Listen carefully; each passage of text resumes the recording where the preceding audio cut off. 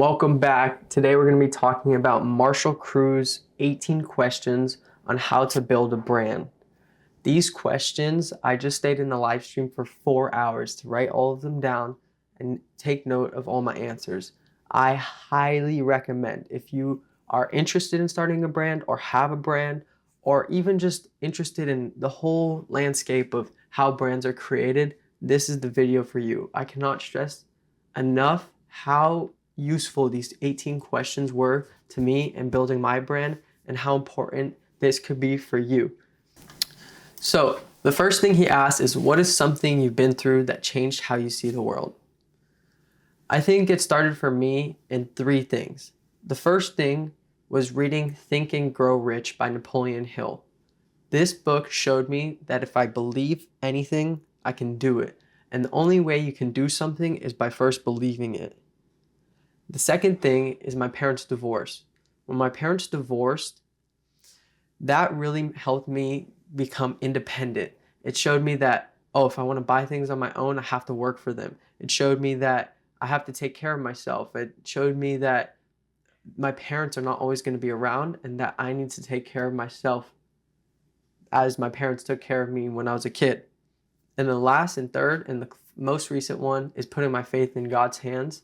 Trusting in God and letting control of my own will for His will has really shaped how I see the world today. Okay, the second question he brought up was, what's one thing about yourself that most people don't understand? For me, it's why I'm so passionate about the things I'm passionate about, why I'm so passionate about the things I love, and why I'm so passionate about the things I don't love and the things I hate. And then also, like, when I give someone an idea, it's coming from like this is like, you have to do this. Like, anytime I give someone an idea, I'm like, this is the idea. Like, this is the one for your life. And if it's not taken how I want it to be taken, that really like hurts me. And I feel like, no, you don't understand. Like, this is the plan. Like, do this for your life. But they don't understand. If money wasn't a factor, what would you spend your time doing? This question's a little tricky for me, especially since I'm still a student. I don't have family to take care of. I don't have bills or that sort of stuff. And I'm very blessed to come from a fortunate family who takes care of me and provides for me at this moment in my life. So it's a different answer for me versus like someone else. But I like to like reference the Bible verse Luke 12:48. I have it pulled up. It says, "From everyone who has been given much, much will be demanded, and from everyone who has been trusted with much, much will be asked." And like, I think I come from a place where I'm very fortunate and I've been given a lot in my life. So I work towards, the things that are demanded of me, to work harder and to, use what has been given to me to become better. I wrote down here, like, basically what I'm already doing. It's different for me versus like maybe someone else who has a family to take care of and that sort of stuff. But I mean, all I wrote was creating, educating myself, inspiring others to create, and spread God's word, which is basically what I'm already doing. So we can go to the next question. The next question he asked, which really helped me narrow down on who I'm trying to create for and what I'm trying to create for, is what are the 3 niche words to describe what you want to create? It was very simple for me. I wrote beach, street, and create.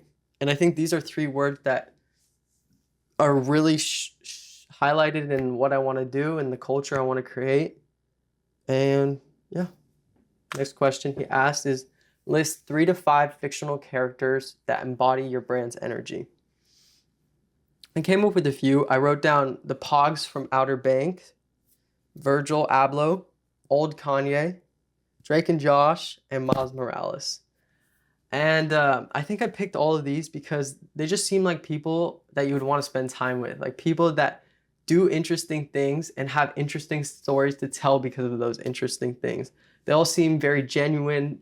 They're all doing, interesting things with their life. And I've always wanted to just like sit down and have a conversation with all these people. They're also very passionate about the things they do, which I really resonate in a friend and in a person. So the next question he asks is the past. What experiences shaped you? I wrote down here, it's the whole trajectory of how I landed up creating. So in middle school, I signed up for robotics, which turned out to be one of the best decisions of my life. I signed up for robotics because I thought it would be an easy class, and little did I know I would meet my favorite teacher ever, Miss Hardy, who was the first teacher who actually believed in me. As a student in middle school, I was always the uh, misbehaving student, and I had that label on me, which I was like a bad student. And I don't think it was because I was a bad student. It's because I wasn't interested in stuff that was being taught in school. I was interested in doing something fun, like going outside or playing or that kind of stuff. And I just always assumed that school wasn't for me until I started doing something in school that I actually enjoyed. And she saw that spark within me and she taught me that no, I'm not a bad student, but I just wasn't doing things that actually interested me. From there, from that class, it spiraled into me joining high school robotics, then becoming the president of the high school team, robotics team. And through that, I thought I would become an aerospace engineer. I studied physics and aerospace engineering, and I soon found out that my passion did not lie there. It actually lied in design. So then it led me to design, and that's what I'm currently studying, and I truly find passion here. So I think that whole experience, especially the specific part where I was in middle school and I met Miss Hardy, is one of the most fundamental experiences that shaped my life. Question 7, the turning point. What made you decide to build this brand? I think there's one Virgil quote that I want to pull up. I literally have it bookmarked so I can show you guys. Let me find it real quick. Bro, I had it pulled up. I promise I had it pulled up. Okay, right here.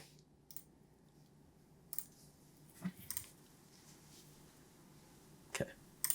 It's to inspire kids. If you think Off-White's too expensive, that's great. You're supposed to make your own T-shirt brand.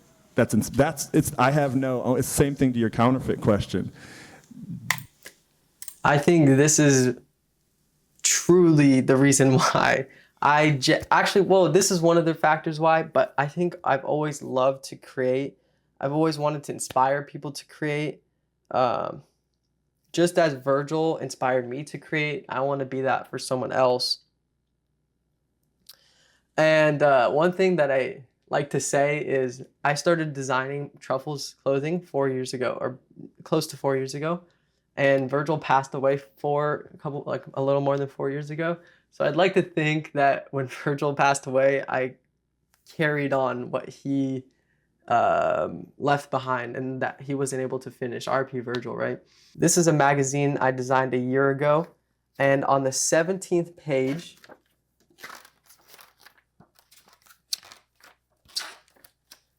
it says, I don't know if you can see it. It says, do things that make you lose track of time. Losing track of time is doing what you love. And I truly lose track of time when I create. And I want to give people that same feeling that I get when I design and create. It's like the best feeling in the world when you look down at the clock and it's like, wow, 4 hours have passed and I've just been designing. This is the best. Like, I want to share this with other people.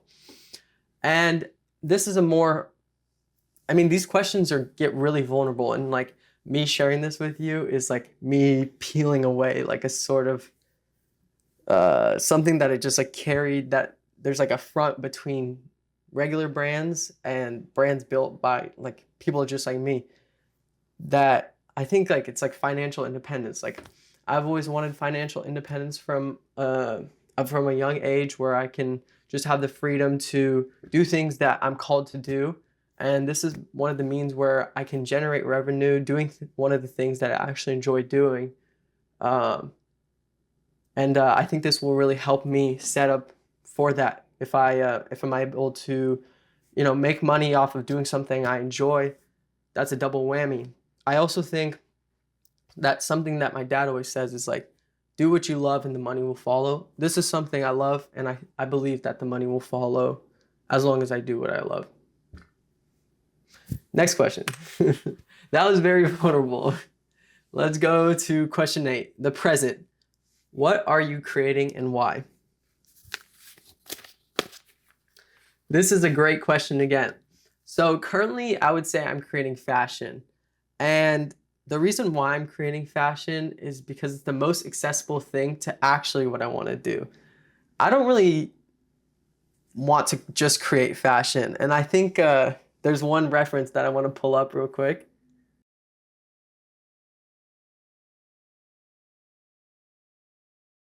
Okay, I genuinely hate the label of fashion designer. I just see myself as a creator, a designer. Like literally just call me a creator or a designer. I'm not a fashion designer. I'm just a designer. Get rid of the fashion. Because when you put a label on it, then you limit it. But I don't see myself as that. I've made bags, I've made shoes, I've made magazines, I've made videos, I've made short films, I've made all this type of stuff. And when you say fashion designer, it just sort of limits me. And I can understand where Travis Scott is coming from with that song. It's like, no, I'm not a fashion designer. Literally, no, I'm like, that's not, when you say that, it just limits me. And I don't like that label. It's just like the same example of Miss Hardy when I used to be called the bad kid when I wasn't actually a bad kid. That label was just put on me until she actually showed me that no, I'm not a bad kid. I was just not interested in the stuff they're showing me. So yeah, that's in short why I'm creating and why I create. But I think there's more to it that we'll get into later. The future and where are you going? Well, my dad usually says, don't say anything before it happens. So I'm not going to say everything before it happens, but I do want to share a little bit with you. I mean, I've made it very clear that I want to inspire people to create, and I've also made it very clear that I want to start a foundation one day. I think it's also very clear that I want to be the biggest beach streetwear brand in the world. The last thing I want to share is I want to show people that God can take you places that you never had planned. Like, I always thought I'd become an aerospace engineer. I thought I'd become an engineer, and that was the plan for my life. And this is a complete different direction for my life that I never thought I would end up becoming. And I'm so glad I'm becoming this. Okay, that's not all of them, but that's what we're going to say for now. Number 10, what values does your brand stand for?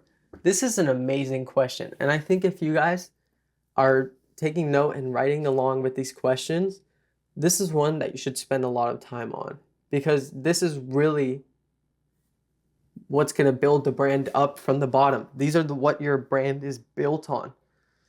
I wrote down 3 things. The first one is good design, and good design is threefold in my opinion.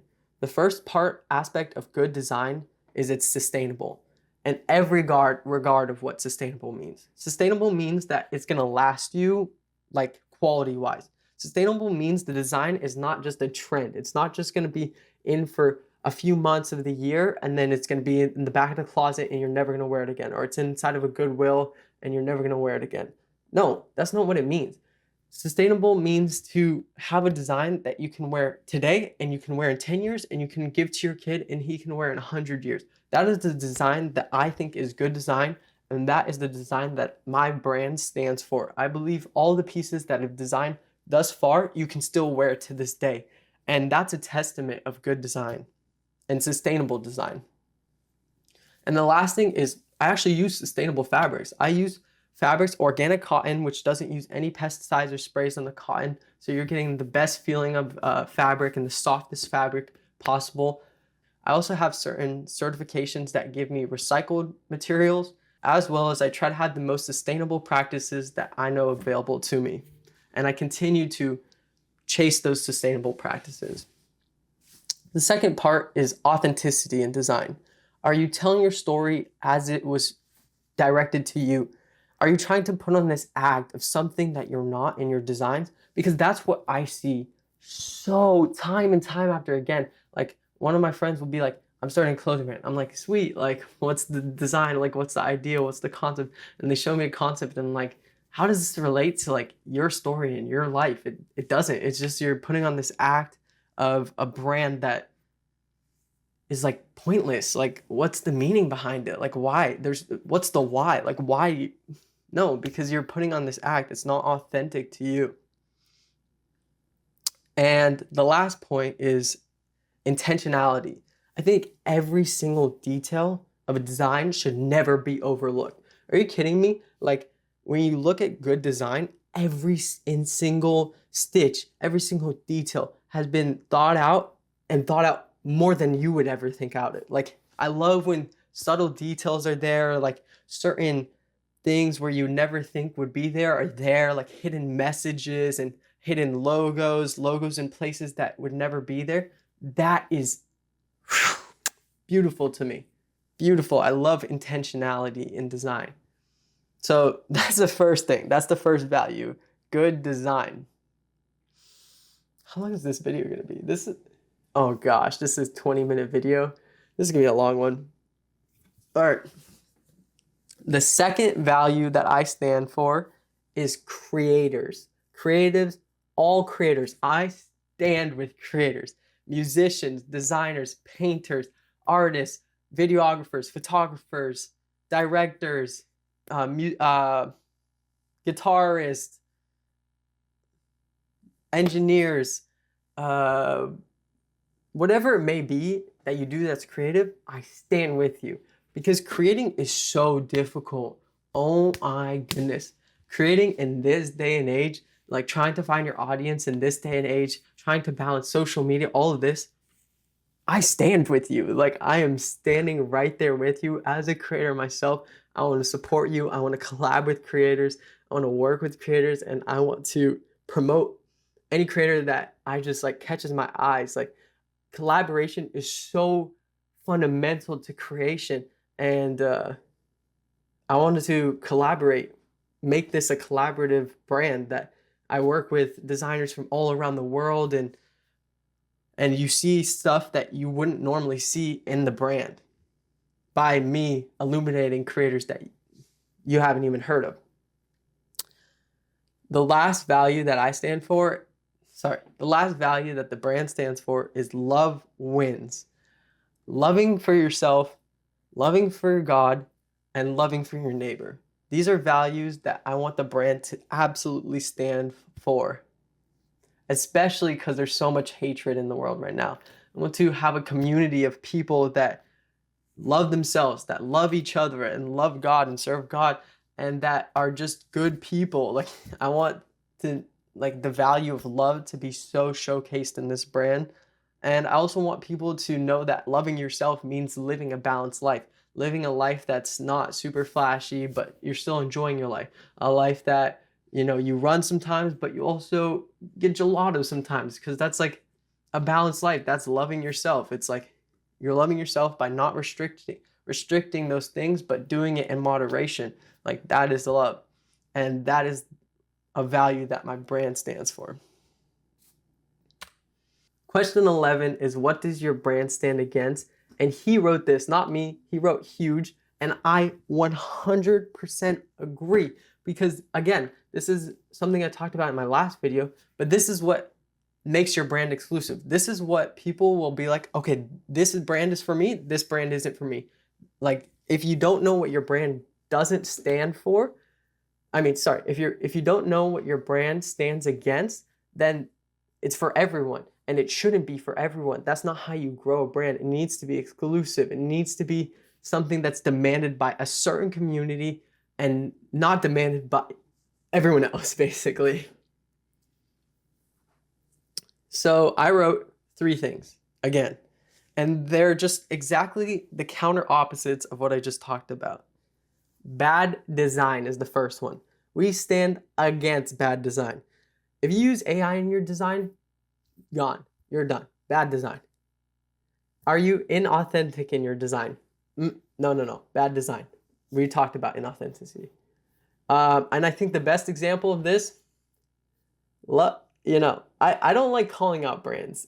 I don't. And I would still work with this brand if I was in charge of the design and direction, because I think they have certain good elements to them, but I think Chrome Hearts is probably one of the worst brands of all time. Just hear me out. I don't think like everything about them is bad, but I think what they stand for, like who represents the brand has really gotten the brand tarnished, because it's all these people that value money over God. It's all these people that are chasing after something that's fleeting, like they're chasing after cars, they're chasing after watches, they're chasing after the worst bad things that are not going to keep them fulfilled. They listen to the worst music that's like, oh my goodness. I don't want to call anyone out again, but there's like music where it's people talking about how bad of a person they are, and you guys sing the lyrics to this stuff. And I know I'm not a saint. I don't, you know, I'm not trying to say I'm perfect, but yeah, you need to be careful about the songs you listen to. But that's a discussion for another day, and maybe I'll do that in one of my Soul Sunday studies, music. Okay, the second thing that my brand stands against is not following your passion. People have said following your passion is the worst advice you could give, and I think that is the worst advice you could give, telling someone to not follow your passion. No, you should follow your passion, especially if you're young and you don't have a family to feed and you don't have like financial responsibility. Yes, you should absolutely follow your passion. Now is the time to do it, because one day will come when you have a kid that you need to take care of, and a family that has, and a house mortgage that you need to pay for. But right now you don't. So chase that passion that you have. If you're interested in something, whatever it may be, chase that thing. Like if you don't chase that, that is exactly the type of person that I don't want wearing truffles. Like you're chasing it, or if you chase something that's not your passion, if you chase something that's just like lame, like something that is like bad for people, like it. Goodness, I don't want to call anyone out again, but like if you do OnlyFans, I think that is a bad like career path. Like you should not be getting your money from OnlyFans. If you're a girl out there and you're thinking about starting OnlyFans, don't do that. Stop. No, don't do that. The second part is living a life that you're not called to live. If you live in, I mean, it relates to inauthenticity, but if you live a life that is taking you away from God, I think this is exactly the type of person that I don't want wearing truffles, because you should be doing exactly what God is calling you to do in your life. If you're not doing what God's calling you to do in your life, you're doing something wrong. Point blank, period. So that is something I stand against. The last thing, again, they all relate, but it's evil. If you sell your soul, we're against that. If you spread fakeness or fake news, I'm against that. If you spread fear, if you're a fear monger, or if you're fearful of things, like if you're feared to chase your passion, for example, like that is exactly who I do not want rocking your brand and what I'm totally against. So that is question 11. Again, we're getting deep with these questions. Like I wouldn't even feel comfortable answering these questions, let alone sharing them. This is getting like very vulnerable. We're 30 minutes deep into this, but let's keep going.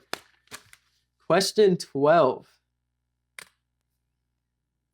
Why is it so important that you make impact?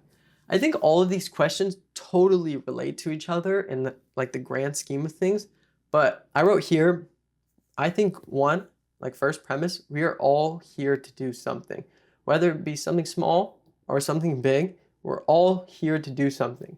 And I know this firsthand because I feel what I'm doing right now is exactly what I'm called to do.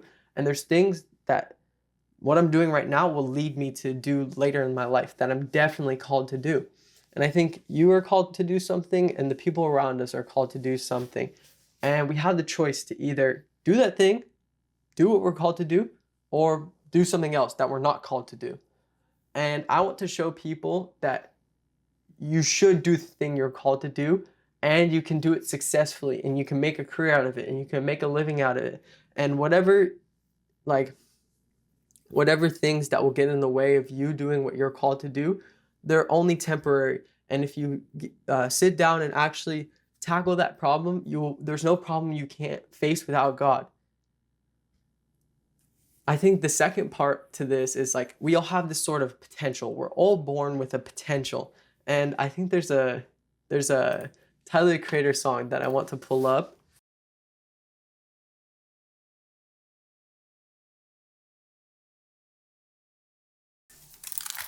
So, as you can see by that Tyler the Creator quote, he talks about potential.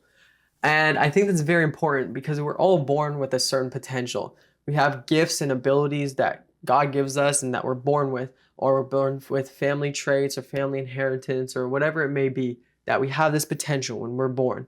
And this is what we're set out to achieve. This is like our life's purpose, like right here. And we can either do that thing, we can either not achieve the thing, we can come close, try to get that thing, or we can exceed that thing. My whole thing is I want to show that, I have so much potential, I would say. Like, I was born fortunate. I have all these gifts and I have all this ability and I have all these talents.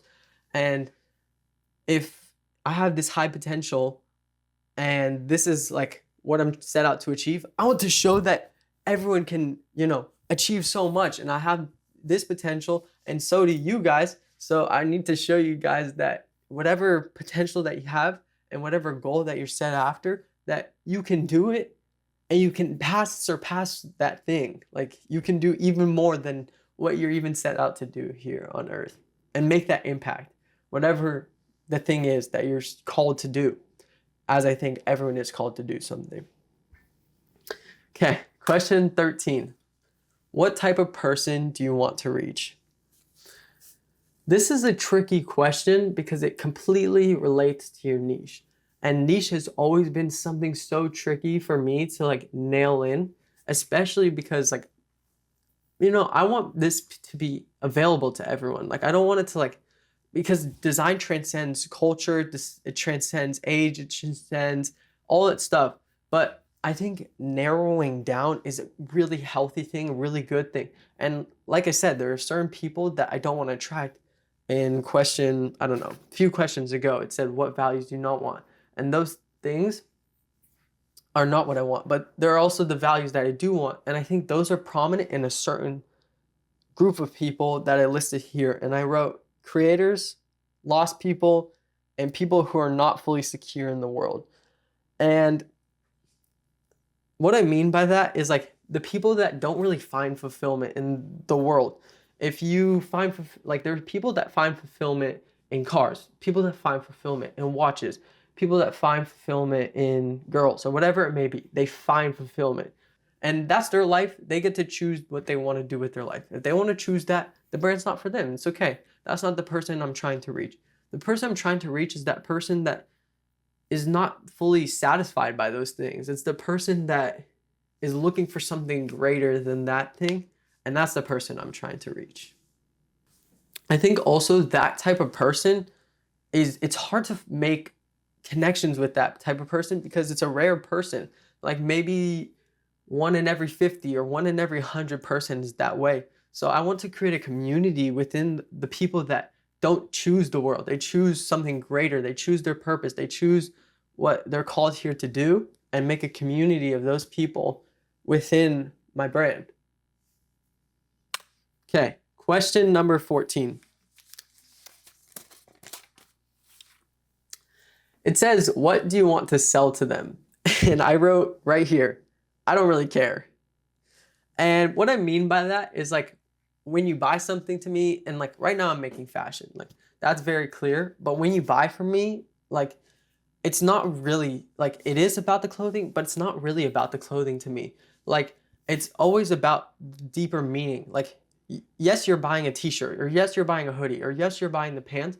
But what it really means to me is you're buying my vision for the world. When you buy a piece of Truffles Clothing, you're buying that you want to see more designers out there who have the same values as me, who respect authenticity, who respect timeless design, sustainable design, that respect intentionality in design. So yes, you are getting a good design and you're getting something that is created well with intention and with all of those things. But what you're really supporting is my vision of inspiring other people to take those values, as I was given values, certain values from my inspiration, Virgil Abloh, and I took those and I created my own values.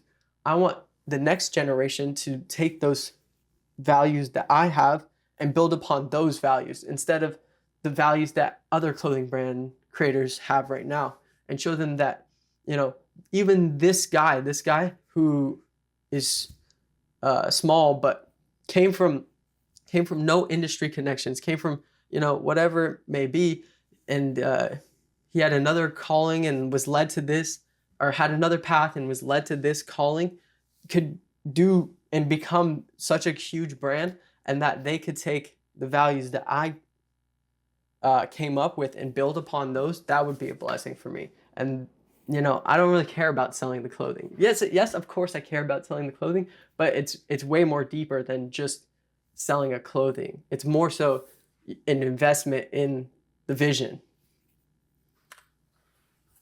And the 15th question is, why are they going to buy from you instead of another brand? Oh, I misspelled that, my bad. Another brand that offers the same thing to the same people. That is a great question. And I think it boils down to the values I share. There's no other brand that values the things I value. There's no other brand that values the things I value. The people in the younger generation are so able to sniff out inauthenticity in brands. And like, we're resonating with people behind brands nowadays. Like, all the biggest brands in the world, there's a face behind them now. Like Nike and Adidas and all these like larger brands. I'm not really called to shop with them anymore. I'm more called to shop with the person who has a story and has this vision and is working towards, doing an impact within fashion. That's the type of person. Or like a smaller company that has this sort of like dream to shape this and support this or this, whatever. And I'm more resonate with that than resonate with the huge corporation nowadays. Question 15 is where the Google form ended, and questions 16, 17, and 18 were literally only on the slides. If you watched the live stream and you clicked on the Google form and you left, that's all you got. You only got question 15. I'm giving you all of them because I stayed the entire 4 hours of him talking all the way through yada, yada, yada, yada, yada, yada, yada, right? There's a lot of blabber, blabber, blabber, blabber, but I stayed the whole time just so I could write down these all 18 questions and answer all 18 questions. And it was very useful to me. I'm not going to lie. The questions were probably the most useful. He talked for a long time, which was also useful, but I think the questions itself were super useful. So question 16, why do you want to be different? This one probably took me the longest amount of time because like first I had to question, do I want to be different? Like, is that something that I actually want? And because it just assumed that I wanted to be different. But it's true, I do want to be different. And that was the first thing. It was like, yes, I want to be different. Then why do I want to be different? And I think the answer to me is like, I never found fulfillment in conformity. Like conforming to what the masses do has never really been where I found fulfillment. I've always found fulfillment by doing things that push me further, that most people are not doing. And I mean, it's basically why I'm running a marathon. I'm running a marathon not so much because I love running and love long distance running, because I don't. I don't really love running. But I love the feeling of chasing something that not everyone can do, but that I believe I can do because I have the belief system in my mind that I can do anything. And I also have this Bible verse that I'll pull up. It completely relates. It's in this Virgil Abloh tab. I got so many tabs open.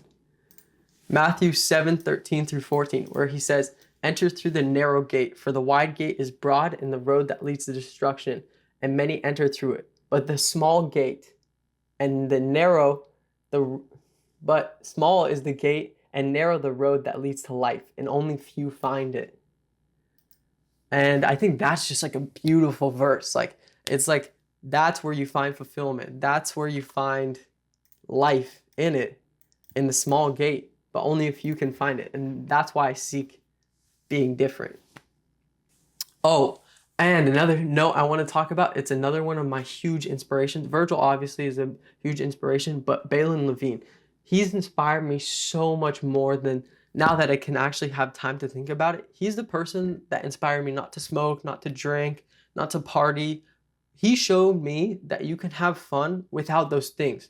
Like, if I had not seen that, I would have thought, oh, my friends are doing this thing. Like, this seems fun. This is why I should drink. I should smoke. I should do all these things because my friends are doing it and they're having a good time. But he showed me that, no, what? I can have even more fun not drinking, not smoking, not doing the things that the masses do. And like, that's like a lesson that's not taught at all. Like, everyone thinks you need these things to have fun, and you don't. We're getting so deep. We're getting so deep. I don't like it. We're getting deep. This is like, these are deep questions. They're important for me to share, but they're deep questions, and we're stripping away a lot of layers here.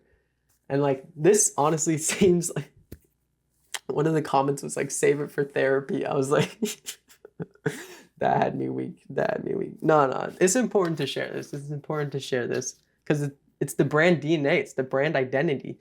And like, for you guys to be in on that brand identity, because you guys are fundamental. You, as a supporter of watching this video, supporting your own brand, it's like fundamental that you watch this, because this is the person you're supporting by buying clothing from me. So this is a very important video to know why you're buying from me. It's not, it's more than just you're buying this piece of clothing and you're receiving it. It's way deeper than that, especially nowadays. Question 17. Are you willing to accept the past and actively work towards becoming the person you need to be? I thought this was like a silly question, but obviously I said yes. Of course I'm willing to accept the past and actively work towards becoming the person I need to be. And like, again, it's a daily thing for me. For me, it's like every single day you'll be tempted to not work towards the thing that you're meant to be doing. There's evil spirits that will try to detract you away from the thing that you're meant to be doing. Every single day, it's a challenge to, no, I'm going to put on my cross and I'm going to set foot on the thing that I'm meant to do. And it's going to be a challenge. It's not the easy path to choose. It's not the easy path to choose, but it's the right path to choose. And it's the path that's going to lead me to become the person I need to become. So absolutely yes.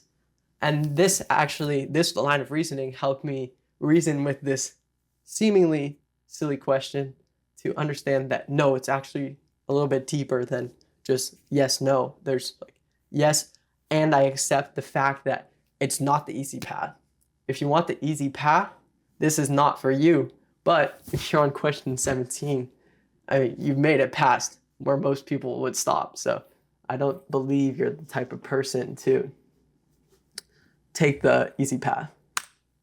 Okay, last but not least, are you willing to go through the hardship and responsibility to become that person? Yes, absolutely, 100%, completely circles back to the Bible verse again, to whom much has been given, much will be expected. So I will leave you with the fact that expect a lot from me and I will deliver. Make sure you subscribe if you made it this far. Like, comment. If you like this long form, let me know because I might make more like this. And I'll see you every Friday for a new video. Peace.